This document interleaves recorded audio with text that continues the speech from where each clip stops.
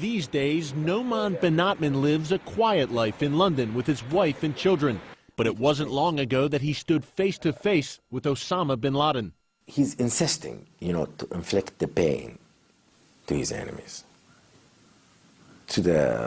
Beyond your imagination, honestly.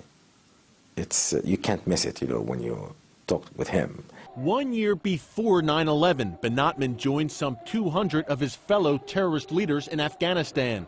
They were summoned there to discuss strategy with bin Laden and his top deputy, Ayman al-Zawahiri. The two al-Qaeda leaders were planning to attack the U.S. homeland. And based on previous weak U.S. responses to acts of terror, they weren't concerned with the repercussions. They said, okay, the first time when they attacked the embassies in East Africa, it was, I think, about maybe 75 or 70 cruise missiles being launched against Afghanistan. They said, okay, this time maybe it's going to be 200 if we launched against attack. I'm telling you, literally, this is their understanding for the conflict. Benatman says he warned al-Zawahiri repeatedly that the American response to a major terrorist attack would be massive. And he laughed about it, And he said, no. So he didn't believe it at the time. Do you think that made Zawahiri look at the U.S. perhaps as a paper tiger? He believed, not just him, I think most of the jihadists, they believe like the U.S. it's just a paper tiger, yeah. Bin Laden told Benatman then that he had one more big attack to carry out. Then he would retire. Things obviously did not go according to plan for the al-Qaeda mastermind. That big attack, 9/11, did occur.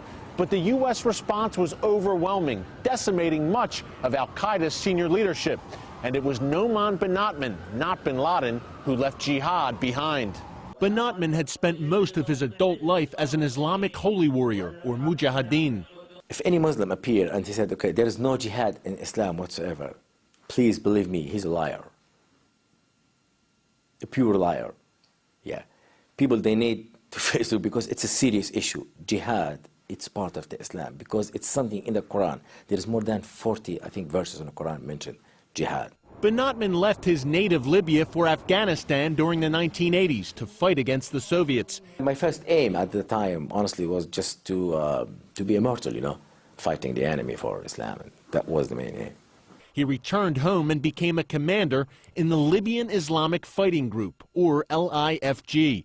Allied with al-Qaeda, the terrorist organization was dedicated to toppling the Gaddafi regime and establishing an Islamic state in Libya. Once you establish your own group as a jihadi group, whether you like it or not, you have to communicate, to look for help, training, knowledge, logistic support, you name it. That's why the LIFG had to communicate with all these groups and leaders, including bin Laden, al-Zawahiri, and everyone, you name it, Taliban. Benatman says his group had major differences with al-Qaeda from the start. It wished only to wage jihad against the Libyan government. Al-Qaeda, meanwhile, sought to attack Jews and Christians worldwide. Despite their differences, the relationship continued and allowed Benatman to form personal impressions of Osama bin Laden from their meetings. Even when you sometimes you had to be a bit aggressive with him, debating his ideas, he always kept his calm and coolness and smile.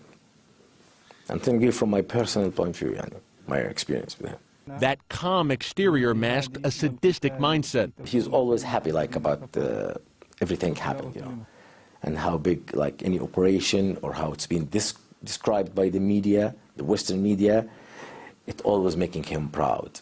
One such operation was the 1998 bombing of 2 U.S. embassies in Africa. Al-Qaeda killed more than 200 people and wounded thousands more. It took him half an hour, and he was very proud talking about the amount of the explosive and how it's been regarded or being labeled by the Western government, including U.S., it's sort of I don't know, it's a weapon of mass murder. He was very proud about that. According to Benatman, bin Laden's top deputy, Ayman al-Zawahiri, was even more ruthless. He's the most extreme person in the Al-Qaeda. Yeah, he's extremely extreme, way more than bin Laden.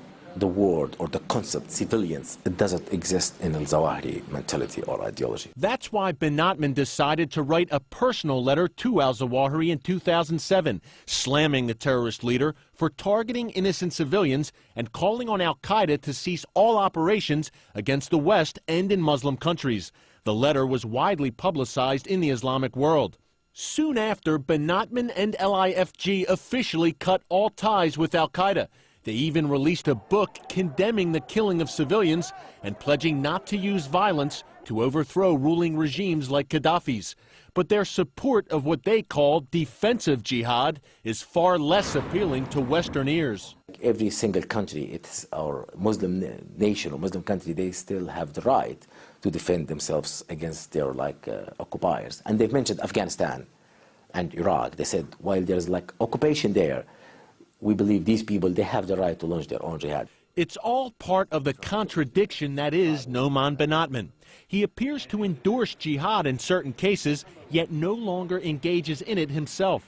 He opposes al-Qaeda and the killing of innocent civilians, but is proud of his days spent fighting in Afghanistan. In the very least, Western intelligence agencies are hoping Benotman's change of heart about his old colleagues bin Laden and al-Zawahiri will be enough to convince others to abandon the al-Qaeda cause.